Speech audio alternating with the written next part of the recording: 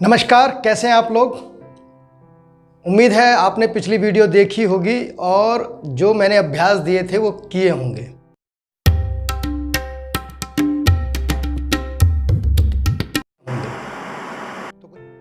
तो कुछ आवाज़ में बदलाव आया। देखो, नालायक स्टूडेंट मत बनना। अगर नालायक बनोगे तो कुछ नहीं सीख पाओगे। खाली वीडियो नहीं देखनी है, वीडियो के बाद में जो अभ्यास दिए हैं वो ज़रूर करने हैं, क्योंकि अब अभ्यास नहीं करेंगे तो फिर उस आपको जो आपकी आवाज़ है, क्योंकि अभिनय के जो 3 हिस्से हैं जिसमें हम बात करते हैं मोटे तौर में समझने के लिए। बहुत सारी अगर थ्योरी बात करें स्टैनिस्लॉवस्की की या हम बात करें नाट्य शास्त्र की, तो इतनी बड़ी बड़ी थ्योरी में फंसने के बजाय हम एक बेसिक चीज़ें समझ लेते हैं। हम बात करते हैं आवाज़ की, हम बात करते हैं अंदाज की, तरीके की, और हम बात करते हैं एहसास की कि वो फील क्या है। तो ये 3 चीज़ें जब हमारे समझ में आ जाएंगी तो हम अभिनय अच्छे से कर पाएंगे। तो क्योंकि हमारा चैप्टर जो चल रहा है आवाज़ पर चल रहा है, तो पिछली क्लास में हम लोगों ने स्वरों के अभ्यास की बात की थी, क्योंकि जो हमारी आवाज़ का बेसिक जो स्ट्रक्चर, जो तैयारी शुरुआत होती है वो स्वरों से होती है। आ उ ई ए, याद है? किया किसी ने अभ्यास? चलो, नहीं किया तो फिर से शुरू कर देते हैं। जब जागो तभी सवेरा। तो अभी जब भी वीडियो चालू हुई है, इसके बाद वीडियो ख़त्म होते ही आप अभ्यास पे जुट जाना। तो हमने पिछली क्लास में स्वरों पे अभ्यास किया।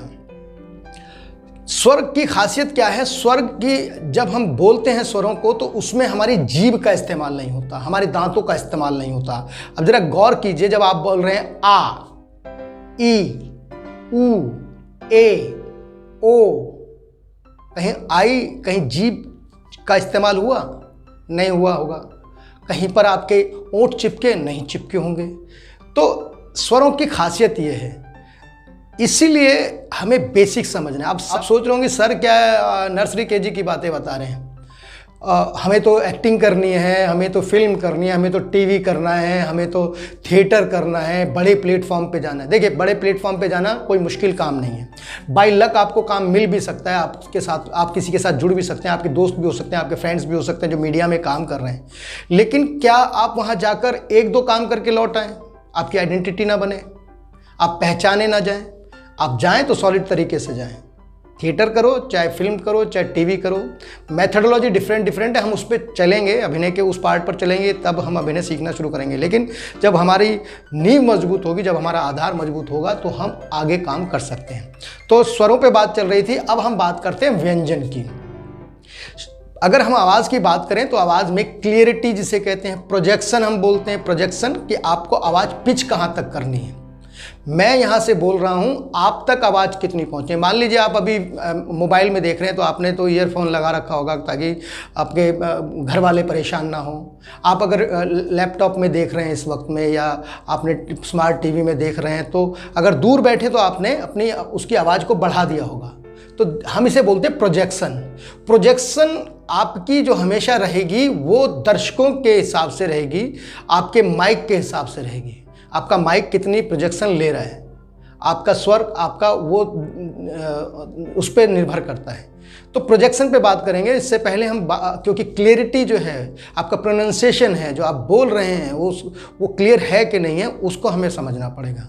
चाहे आप उर्दू बोलिए, चाहे हिंदी बोलिए, चाहे संस्कृत बोलिए, चाहे इंग्लिश बोलिए, आपका प्रोनाउंसिएशन जब तक करेक्ट नहीं होगा कोई फ़ायदा नहीं है। हाँ, लेकिन जब आप करेक्टर बनाते हैं जिसका प्रोनाउंसिएशन ही वैसा है, चाहे बोली, क्योंकि भाषा अलग है, बोली अलग है। जब बोली हमारी क्षेत्रीय बोली हो जाती है, हरियाणवी में हम बात करें राकित जा रस है, तो आप वहाँ पर हो सकता है कि आपका प्रोनाउंसिएशन में आपकी करेक्टर के हिसाब से प्रोनाउंसिएशन अलग तरह का हो।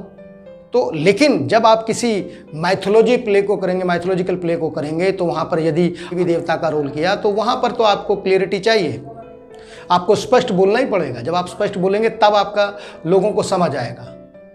तो उस क्लियरिटी को जानने के लिए हमें अपने स्ट्रक्चर को समझना पड़ेगा कि हमारी आवाज़ बनती कैसे है। तो पिछली बार मैंने बताया था कि आवाज़ हवा है, और जब हवा निकलती है और आती है यहाँ पर, और उससे फिर स्ट्रक्चर हमारा वर्क करता है। तो पहले नंबर पे जो आता है ये कंठ में है। कंठ में एक आपने देखा होगा मंदिर में जैसे घंटी लटकी होती है, आपके गले में भी लटकी होगी, वो उस शेप देती है। ठीक है, तो वो शेप देती है। फिर उसके बाद में आपका जाव आता है, मुंह खुलता है, आ, ई, ऊ, ये स्ट्रक्चर काम कर रहा है आपका। आपकी फिर जीभ आती है।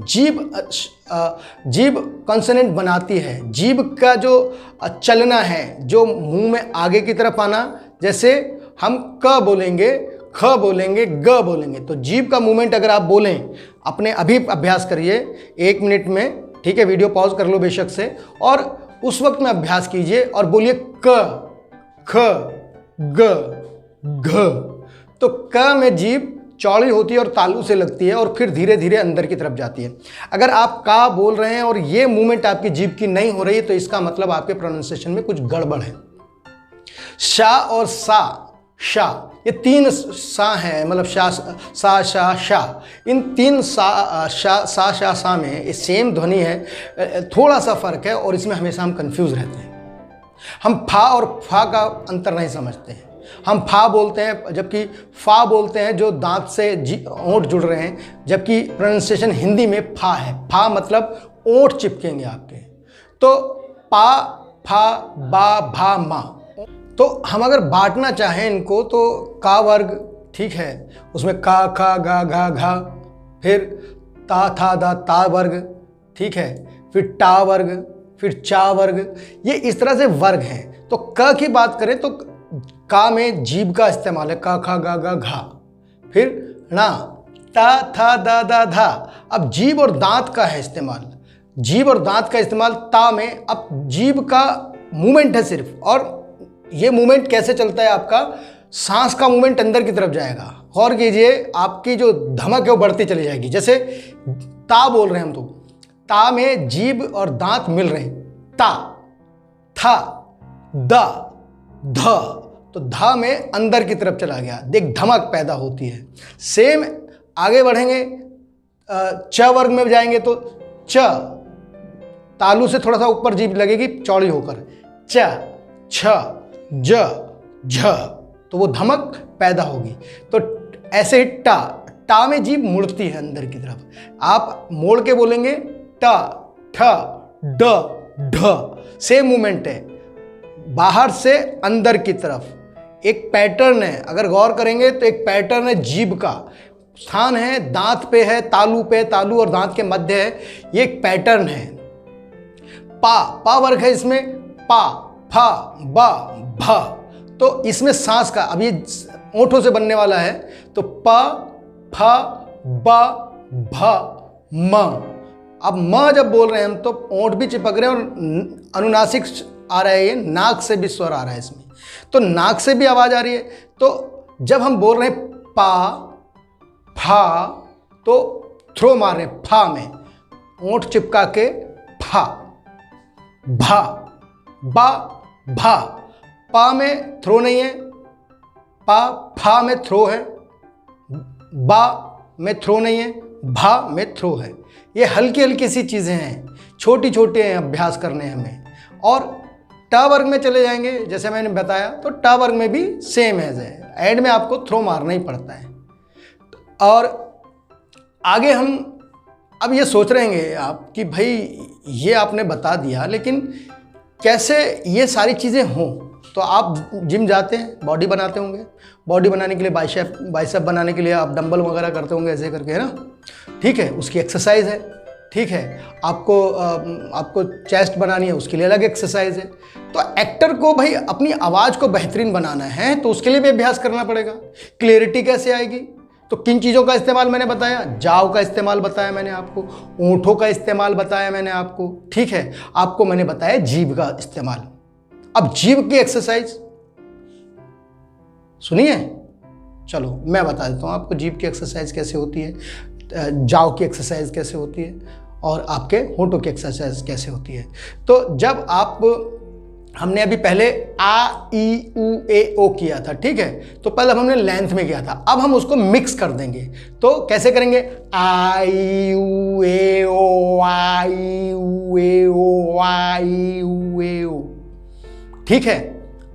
अब ओठों का दूसरा तरीका है एक्सरसाइज का, वो है स्कूटर चलाना है आपको। कैसे,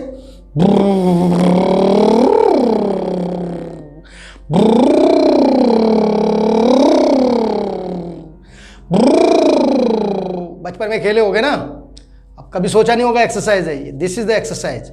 होंठों की एक्सरसाइज करने के लिए आपको यही साउंड पैदा करना है ताकि आपके होंठों की एक्सरसाइज हो। अगली जीभ की एक्सरसाइज,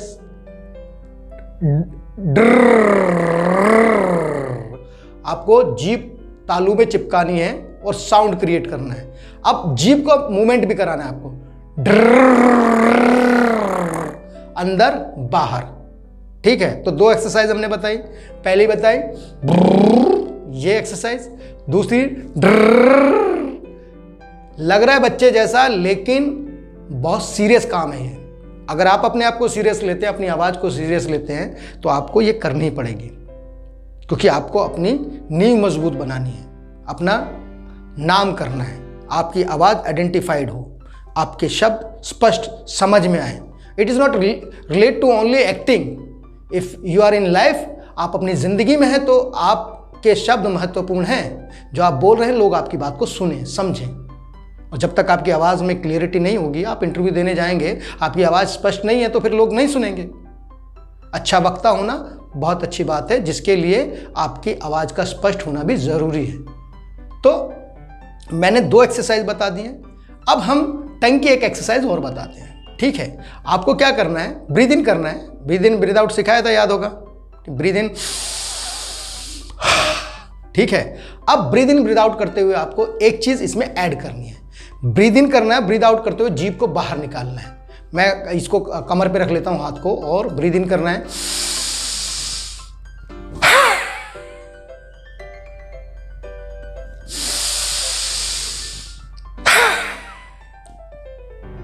आप इस अभ्यास को दोहराइए जितनी बार हो सकता है, 20 बार कीजिए। जितनी जीभ बाहर आ सकती है उसको निकालिए। फिर उसके बाद में जीभ को बाहर निकालने के बाद में आपको जीभ को फोल्ड करना है। मान लीजिए मेरी ये क्योंकि जीभ का अंदर का मूवमेंट है तो मैं जीभ को ऐसे बाहर निकालता हूँ। अब मेरी फिंगर पर ध्यान रखिएगा, ये बाहर आई, अब जीभ अंदर गई, अब ये जीभ अंदर जा रही है और ये अंदर फोल्ड हो रही है। अब ये मेरी फिंगर देख रहे हैं आप लोग, तो ये जीभ है समझ लीजिए, और ये अंदर गई और ये अंदर फोल्ड हो गई। जब ये अंदर फोल्ड हो गई तो आपको पूरी ताकत के साथ में फोल्ड करके रखना है, क्योंकि भाई मेरे मुंह में एक्सरा तो लगा नहीं सकता, ये मोबाइल है, ठीक है, मतलब कैमरा है शूट करने के लिए। तो आपको जीभ को फोल्ड करके अंदर रखना है और जितनी देर तक रख सकते रखेंगे। दर्द होगा, एक पहले शुरुआत आप 30 सेकंड रखिए, फिर 40 सेकंड कर दीजिए, 45 सेकंड कर दीजिए। धीरे धीरे धीरे धीरे अभ्यास को बढ़ाना है। ठीक है, एक दिन में ही मत बन जाना भैया कि मेरी आवाज़ एक ही दिन के अंदर नसीर साहब जैसी हो जाए, या ओमपुरी जी जैसी हो जाए, या अमरीशपुरी जी जैसी हो जाए। एक दिन में नहीं होने वाला है, टाइम लगेगा। ठीक है, सब ने मेहनत की है, सभी बड़े बड़े जो आवाज़ जिनकी आज आइडेंटिफाइड होती है उन सब ने मेहनत की है। तो आपको फोल्ड करके रखनी है जीभ। जब जीभ फोल्ड कर लेंगे फिर उसके बाद में आपको जीभ को मुंह के अंदर मूव कराना है, ऐसे। ठीक है, कैसे मूव कराएंगे, अभी तो विजुअल हो रहा होगा जहां तक मेरा ख्याल है। तो आपको ऐसे करके गोल गोल घुमाना है। शुरुआत में 30 सेकंड घुमाइए, फिर बढ़ा दीजिए। धीरे धीरे अभ्यास को बढ़ाना है। जब आप बढ़ाते चले जाएंगे अभ्यास को, अपने आप से आपकी जीभ में लचक आ जाएगी। हम बहुत सारे शब्दों को बोलते नहीं हैं। जिंदगी हमारी कुछ शब्दों पे आधारित रहती है, उन्हीं शब्दों को हम बोलते रहते हैं। तो हमारी जीभ को आदत होती नहीं है उन शब्दों को बोलने की। जब शब्दों को बोलने की आदत नहीं है तो हमारी जीभ बोलेगी नहीं। तो जीभ का जो उसकी फ्लेक्सिबिलिटी है उसको बढ़ाने के लिए एक्सरसाइज है। ठीक है, आपको फोल्ड करना है, मुंह में राउंड कराना है, वो मैंने आपको बताया, ड्र, ये वाली एक्सरसाइज करनी है ताकि जीभ की फ्लेक्सिबिलिटी बढ़े। तो ये एक्सरसाइज है, जाव की एक्सरसाइज है। अब जाव का फायदा क्या है आपको, हम बाद में जाएंगे आवाज़ से करेक्टराइजेशन की तरफ, जब हम, क्योंकि मॉड्यूलेशन जो है एक बहुत महत्वपूर्ण चीज़ है। आपकी आवाज़ से आपने करेक्टर बनाना है। जाव की थोड़ी सी पोजीशन बदलते ही, जीभ की थोड़ी पोजीशन बदलते ही आपके एक करेक्टर बन जाता है आपका। मैंने ऐसे शुरू कर दिया, जीभ को थोड़ा फोल्ड कर दिया, समझ रहे हैं भैया, ये तो थोड़ा सा जीभ को मोड़ दिया है और उसके बाद में पूरा का पूरा करेक्टर बदल गया है। I did not do nothing, मैंने कुछ नहीं किया है। मैंने सिर्फ जीभ का एक स्पेस बदला है। मैं जीभ को थोड़ा, मैं जाव को थोड़ा टेढ़ा करूँगा, ऐसा करके, हाँ भैया क्या कर रहे हैं? मैं इसको थोड़ा टाइट कर लूँगा, जाओगे। हाँ भैया, कैसे हैं आप लोग? मेरा एक नया करेक्टर बन गया, समझ में आया? ये टेक्निक्स है, दीज आर द टेक्निक्स जब आप करेक्टराइजेशन करते हैं। बट उस पर आपको सेटल रहना पड़ता है। जब आपने करेक्टर बना लिया, फिर उसके बाद में आपको पोजीशन याद रखनी पड़ेगी कि जाओ की पोजीशन मेरी क्या थी। और पूरी आपने नाटक कर रहे, थिएटर कर रहे हैं, या आप टीवी कर रहे हैं, या आप फिल्म कर रहे हैं, तो आपको वो सारा वक्त में उस करेक्टर के साथ में रहना पड़ेगा। नेज़ल बोलना, अब मैं नाक में बोलना शुरू कर दिया, मैं नाक को इस्तेमाल करना शुरू कर दिया, तो मैंने बोलना शुरू कर दिया ऐसा, तो मेरा एक नया करेक्टर बन गया। अब ये करेक्टर कुछ हो रहा है। अब इसके साथ में अगर मैं बोनी इस्तेमाल करना शुरू कर दूंगा, यूपी के कहाँ कर रहा हूँ मैं भैया, तो एक नया करेक्टर बन जाएगा। तो दीज आर द मेथडोलॉजी। आपको अपने आप एक्टिंग कहीं बाहर नहीं है। मैंने आपको शुरू में बता दिया जब हम लोगों ने पहला सेशन लिया था पहली क्लास में, कि एक्टिंग कहीं बाहर नहीं है, आवाज़ें कहीं बाहर नहीं है, आपके अनुभव हैं, आपकी ज़िंदगी है। आप जितना लोगों से मिलेंगे, जितना लोगों से बातचीत करेंगे, एक्टर में जो ओ है, ACTO, O for observation, you will have to good observer.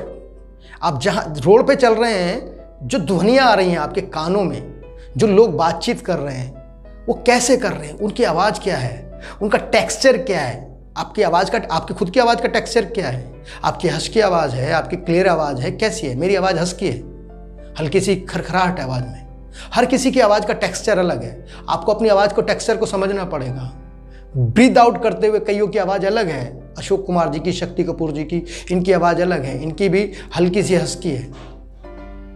तो आपको अपनी आवाज़ का टेक्सचर समझना पड़ेगा, औरों की आवाज़ का टेक्सचर समझना पड़ेगा, और उन सारे अभ्यासों को करना पड़ेगा, तब कहीं जाके आपकी एक आवाज़ बनेगी।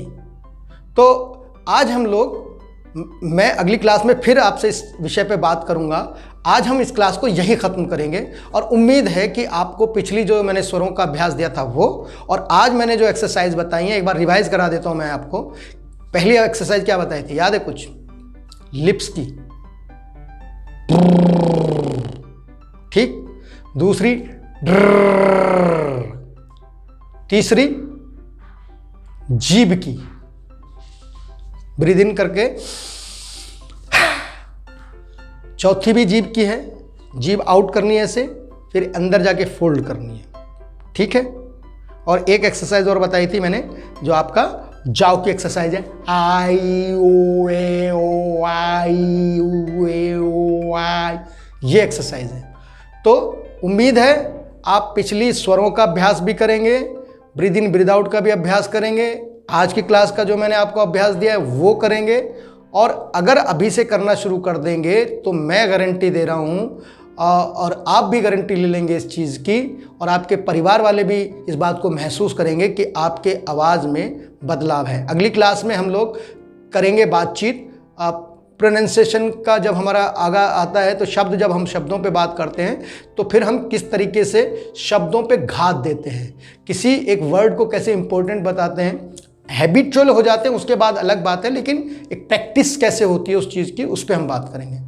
थैंक यू वेरी मच देखने के लिए। और एक बात और, आपके, क्योंकि it's not relate to only acting, तो अगर आपको लगता है कि आपके कोई दोस्त हैं जिनको बोलने में थोड़ा सा प्रॉब्लम है, उनसे नहीं बोला जाता है सही से, या उनके शब्दों का सही से निर्माण नहीं होता है, तो आप इस वीडियो को उनके लिए भी शेयर कर सकते हैं। आप अपने बच्चों को, जो आपके आस पड़ोस में जो बच्चे हैं, क्योंकि बेसिक्स हम सीख रहे हैं, तो अपने बच्चों को भी आप इसको शेयर कर सकते हैं। तो अपने दोस्तों को इसको शेयर करना है, और इस चैनल को सब्सक्राइब करना है, और पसंद आ गई हो तो लाइक भी कर देना। थैंक यू वेरी मच, मिलते हैं।